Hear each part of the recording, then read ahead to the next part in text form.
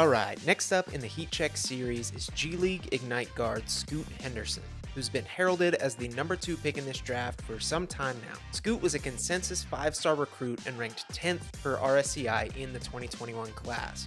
He reclassified to graduate a year early and took an unconventional path for a 17-year-old in choosing to play for the G League Ignite. He's a true point guard, standing at 6'2", 195 pounds. He averaged 16.5 points, 6.5 assists, 5.4 rebounds, and 1.1 steals per game, while shooting 43% overall, 28% from 3, and 76% from the line in his second G League season. He'll be a couple months over 19 on draft night. Here's how Heat Check works. I will identify one NBA draft prospect and grade what I believe to be their 5 most generally important skills regarding the NBA: scoring, defense, passing and playmaking, athleticism, and overall feel for the game. Since no two prospects are alike, I'll grade a few additional areas specific to that player deemed the swing skills. Each skill will be graded on the Heat Check chart, with ranges from cold all the way to scorching. When that's all said and done, I'll divvy out one final overall score that will have absolutely no bearing or real-world effect on said player whatsoever. Starting with athleticism, I'm feeling scorching on Scoot Henderson. He is quite simply a nonsensical athlete. He's been long compared to guys like Russell Westbrook, Derrick Rose, John Morant, and with a highlight reel like this, those aren't unfair comparisons. He is in the top 1% of athletes. He's got all the buzzwords: burst, insane first step, verticality, and he uses each of those to his advantage in a variety of different ways, driving by defenders, getting out in transition, skying for lobs. He's already in a special class, but for a point guard to be doing these types of things, it will just never look normal. Simply put, his athleticism is a major reason why he gets the hype that he does, and why he's successful on the basketball court. I'm feeling scorching on Scoot Henderson's scoring as well. He's an extremely polished scorer for his age, size, and archetype. For long stretches throughout both his first and second seasons with the Ignite, he has completely dominated a league filled with already drafted prospects and would-be NBA veterans. Scoot is currently at his best around the rim and getting to his spots inside the arc.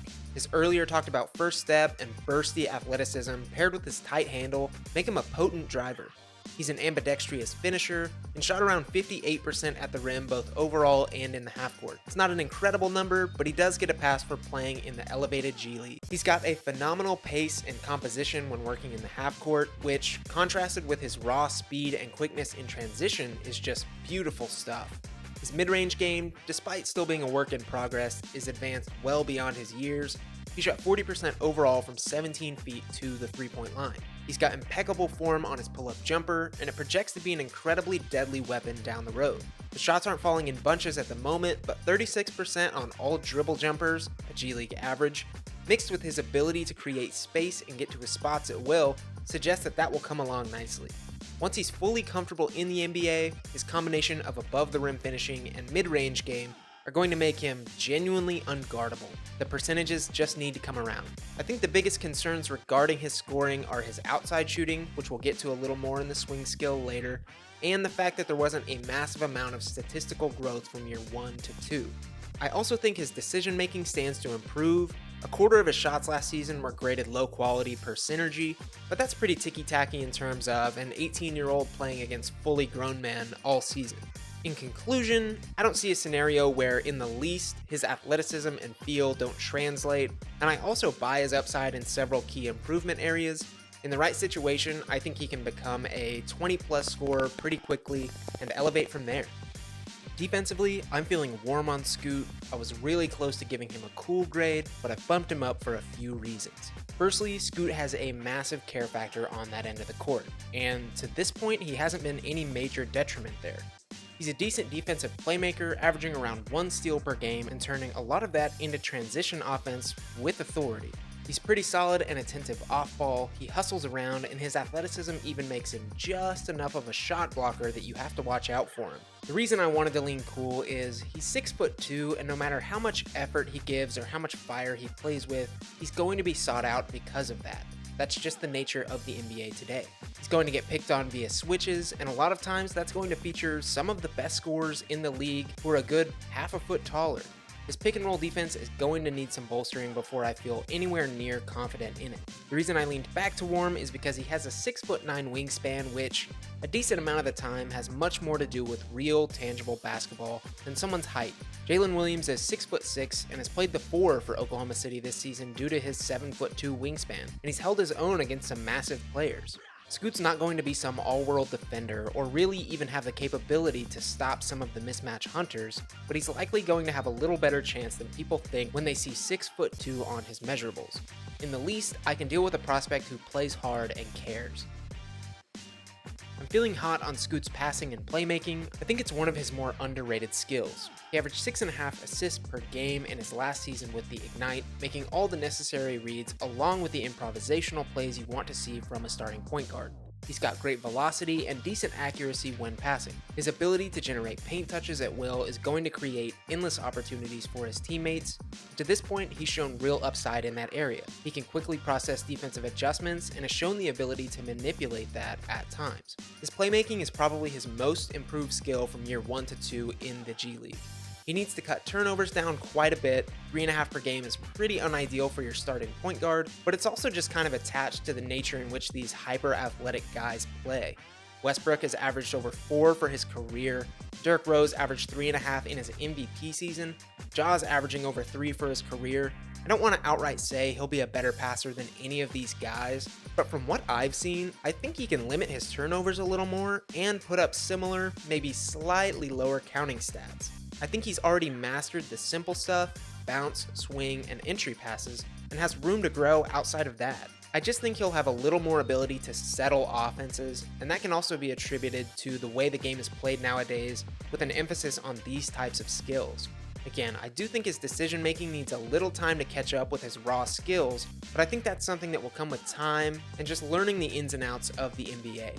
Overall, I think his ceiling as a passer is pretty misunderstood. He has shown some great flashes.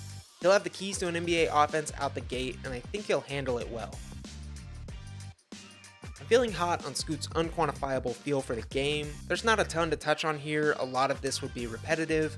The simple fact that he was impactful at 17 years old in the G should tell you all you need to know about Scoot's feel for the game. One thing I haven't touched on yet that I think I can slot into this category is just the edge that he plays with. He's got a really competitive, chip on his shoulder mentality, and I think it's just awesome. Alright, lastly, the swing skill, shooting. I'm feeling cool on Scoot's shooting. At just 27% on the year, it's a little hard to feel optimistic about his upside from outside. And if you watch a lot of these shots, there are some pretty bad misses sprinkled throughout. I can handle missed shots, but egregious misses can just sometimes equate to little shooting touch. There's a few key things I want to touch on here, but let's start with his mechanics. He's already made some massive improvements from year 1 to 2, and while he doesn't have perfect form, he's certainly cleaned it up. He's raised his release, he's not completely stiff, it's less flicky, and it's apparent he has the strength to launch it. Only thing I'd touch on here is staying square and composed, but otherwise, he's on the right track. There are a few positives to touch on regarding his outside shooting. Firstly, if you tack on his exhibition games, it actually bumps his three-point shooting up to 33%, which at least feels quite a bit better than 27. It's not perfect, but it's something. Secondly, he shot 42% on all catch-and-shoot three-pointers in his second G League season. It was just 8 of 19 shots, but it's still something to monitor and a positive point nonetheless. Other smaller things, he's got that mid-range touch that is translated to three-point shooting for others, and while his 76% free throw shooting isn't a great number, the G League has weird rules, so it likely converts more to 80-something%, which is solid. Honestly, I'm up in the air on whether I think his shooting will ever be a legitimate weapon in his bag, rather than a here-and-there thing he can utilize to keep teams honest, but regardless, I'm not totally under the impression it's going to be some massive detriment to his game. None of the guys we've used in reference to Scoot even have league average shots, so if Henderson can get to that point, which he's already got a better starting point on, the sky's the limit. The grade. I'm feeling a grade of 9.3 on Scoot Henderson. I still haven't totally nailed down my explanation for my grading system, and honestly I might never, because I don't want a blanket statement call prospects stars or role players pre-draft, but just know that anything over 9 is really good. Scoot is a tier 1, future perennial all-star, and potential superstar level talent. In nearly any other draft, he'd be a number 1 pick, but alas, he is my number 2 prospect in this draft. His combination of athleticism, scoring prowess, passing chops, and general competitive nature is going to carry whatever franchise drafts him a long, long ways. Fits I like include San Antonio, Houston, and Washington. I haven't totally decided if guard-heavy teams should still take the shot on him, opposed to a forward like Brandon Miller, but I'm leaning yes. That's it for this one. Let me know what you think of Scoot, what you'd grade him, where you'd draft him, and drop who you want to see in the next heat check. We'll see you next time.